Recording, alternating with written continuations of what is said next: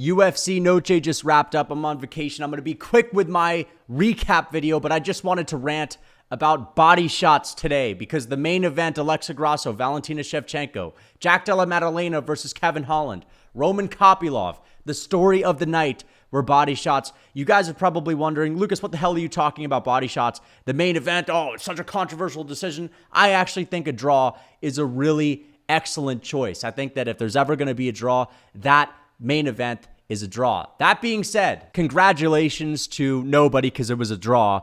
But Valentina Shevchenko may just be one of the most overrated fighters to ever walk the face of the earth. People have talked about Valentina Shevchenko as being one of the most well-rounded, highest fight IQ fighters to ever walk the face of the earth. Valentina Shevchenko forgot that she had legs after the first round because she didn't throw a single kick. Why is that such a big deal? If you've ever seen Valentina Shevchenko throw a body kick, it's actually one of the nastiest body kicks you'll ever see in WMMA, ever. And she threw how many of those body kicks after the first round? This is someone that has knocked people's heads into outer space with head kicks, okay?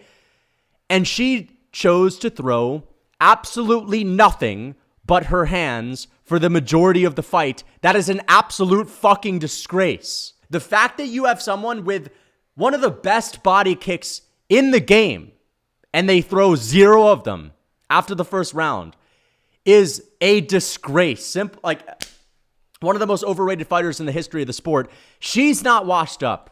She's not. What's happening here is that her level of competition is getting better. Every single person that she's ever taken out has been a can. And now that she's actually stepping up and fighting better levels of competition, all the fights are close. And I think I have an idea as to why. It is because outside of the grappling, where she's pretty good, but not a 10 out of 10 in the grappling, she's just good. She's not amazing in the grappling. She's a mid-tier striker. Valentina Shevchenko has absolutely nothing on the feet other than a jab, and that's it. Now, you're probably going to say, well, what do you mean that's it? She's got really nasty body kicks. How often did she throw them? Let's get on to the real fight that we actually want to cover because the main event was great. Let me just say this about the main event. Excellent fight. Amazing fight. I really enjoyed it.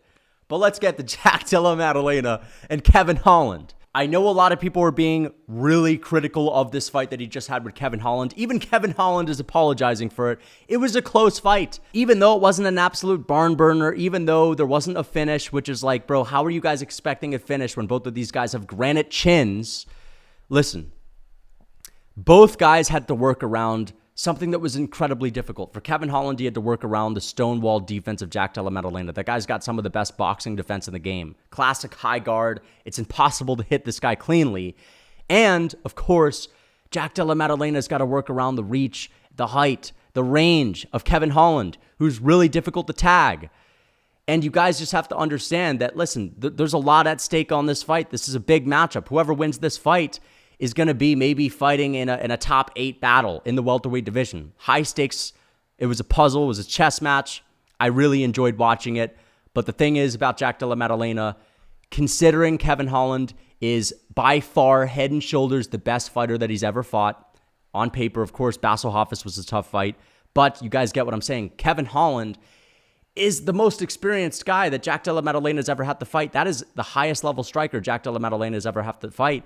A guy that has all the advantages, all the attribute advantages, and he got it on the inside of this guy, pieced him up to the body, and put the work on him, and showed really good fight IQ in the last 30 seconds of the fight, in which he was losing that last round, but he showed initiative, had like 3 or 4 more flurries, and got the job done.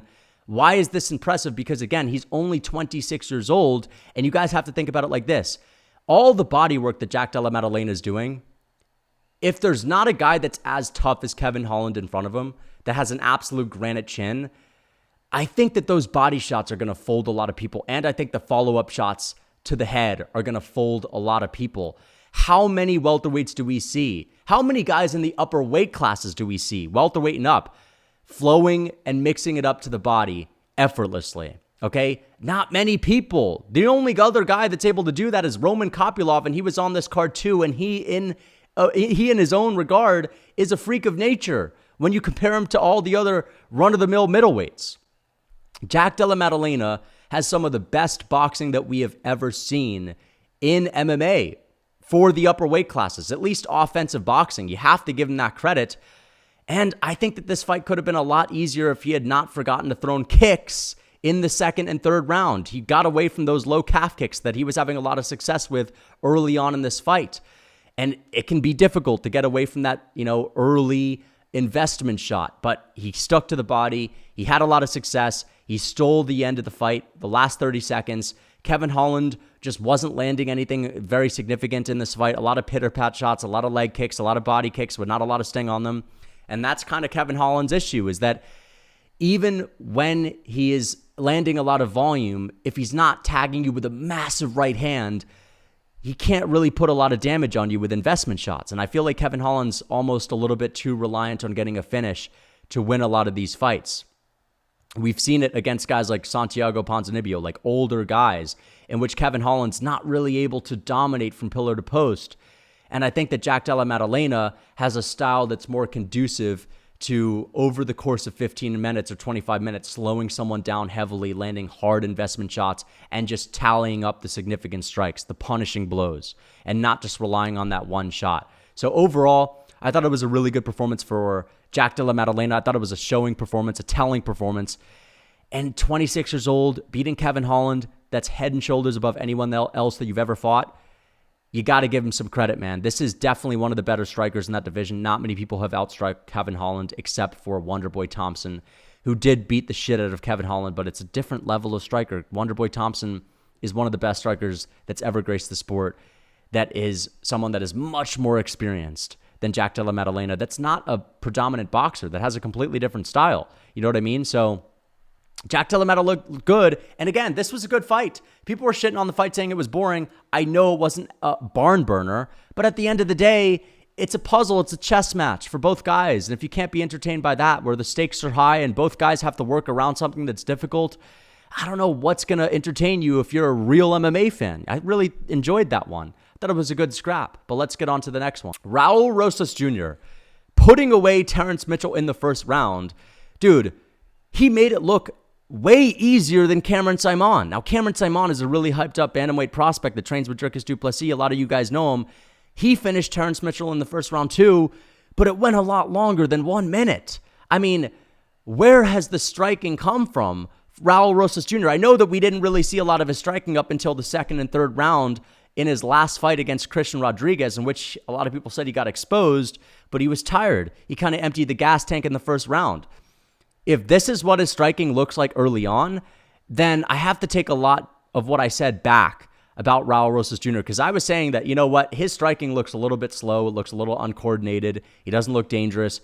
He looked dangerous tonight. He looked fast.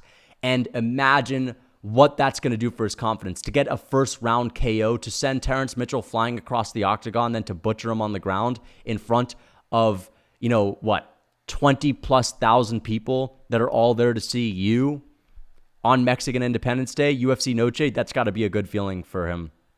And he's making good money, 18 years old. I think this is the second win he's got in the UFC. He had all that hype off of the Dana White Contender Series. His striking's looking pretty decent, man. And I know it's Terrence Mitchell. I get it. But you have to look at it this way. Terrence Mitchell is a guy that's in his 30s, that has a shitload of experience, that also has a grappling background. On paper, this should be a tough fight. Plus, Terrence Mitchell has like an 8-inch reach advantage on Raul Rosas Jr. For him to get a KO that early, it is impressive when you're 18 years old, dude. You just have to accept it. People need to give him some credit, because even though he's nowhere near good enough to be a ranked fighter right now, imagine how good he's going to be when he's 24. Assuming that he doesn't take a fuckload of damage and he gets back to committing to grappling in a lot of these fights, he is going to be an absolute monster when he reaches his mid-20s or even early 20s. So I'm really looking forward to the next fight from Raul Rosas Jr. He's got some pop. He's got some power. I didn't know that he had this in his arsenal. Even on the Contender Series, he didn't have this. It looks like his strength and conditioning has been playing a big factor, and he's looking faster than ever. So good win from Raul Rosas Jr. Roman Kopylov, I honestly think that he would beat Marvin Vettori right now. I think he would beat Paulo Costa, okay? Roman Kopylov, guys, He's a bit of a slow starter in some of these fights, but you have to take this into account. Josh Fremd is a guy that has a reach advantage. He has a height advantage. He had a nice jab, but you're not going to beat Roman Kopylov if you've just got one jab. And Roman Kopylov's weakness going into this fight, on paper, was the grappling. He had gotten taken down and subbed by Karl Roberson in his UFC debut. He'd gotten taken down a couple of times by Albert Duraev.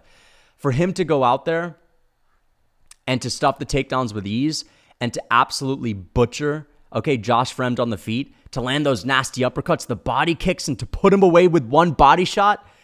Dude, I'm telling you right now, we just talked about the body work of Jack Della Maddalena, how it's so OP in the welterweight division. And I have to just say this about Jack Della Maddalena, man. Not many people are showing that body work in the upper weight classes. Roman Kopylov is that guy at middleweight that is really working the body much more than any other middleweight.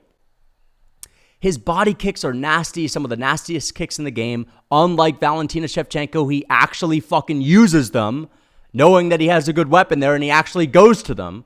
Jesus Christ.